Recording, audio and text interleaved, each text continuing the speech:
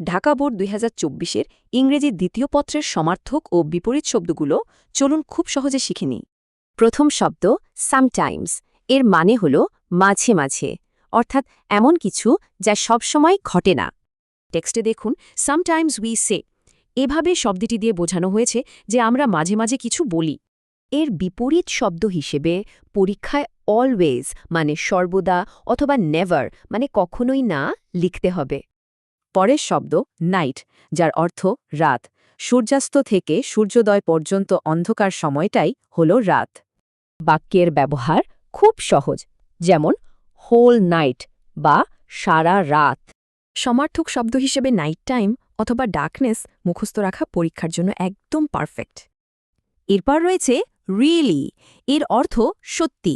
কোনো কথার উপর জোর দিতে আমরা এটি ব্যবহার করি, যেমন really dream for the whole night, এখানে সত্যিই স্বপ্ন দেখার বিষয়টি জোর দিয়ে বোঝানো হয়েছে।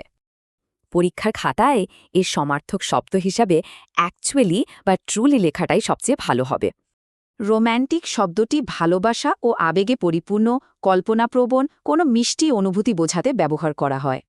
বোর্ড প্রশ্নের টেক্সটে চমৎকারভাবে সুইট ও রোম্যান্টিক বলে একটি মিষ্টি অনুভূতির কথা বলা হয়েছে।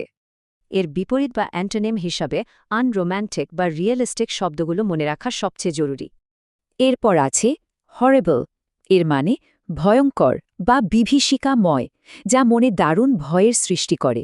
সামা হরেবল বা কিছু হয় ভয়ঙ্কর, এই ফ্রেজটিতে এর আসল রূপ পরিষ্কার বোঝা যাচ্ছে। সমার্থক শব্দ লেখার ক্ষেত্রে পরীক্ষার্থীদের অবশ্যই টেরিবল এবং ড্রেডফুল মুখস্থ রাখতে হবে। এবার এক্সট্রিমলি শব্দটি দেখি। এর অর্থ অত্যন্ত বা প্রচণ্ডভাবে, অর্থাৎ অনেক বেশি মাত্রায় কিছু হওয়া।